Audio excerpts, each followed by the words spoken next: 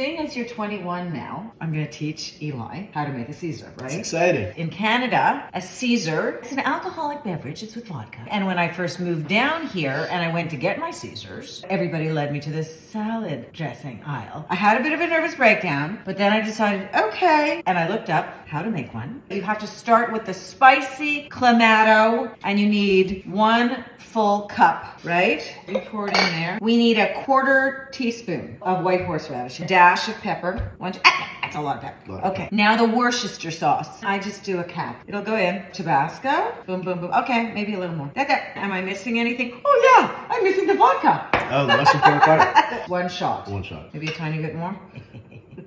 There you go. Wait, before I start shaking. Oh, do you know how this works? Yeah. Oh, great. We need the celery salt and the ice. In order to get the celery salt to stick, you take a lime. Rim your glass. Cool. I didn't know that. Yes, and you rim it. Okay. Wait, we gotta put the ice in. Okay, just like one at a time, right? That looks good. It really is. And then you need your garnish. Decoration. Yeah, I know you're not gonna eat that. Ta-da! You get This this. is a Canadian Caesar. Tell me what you think.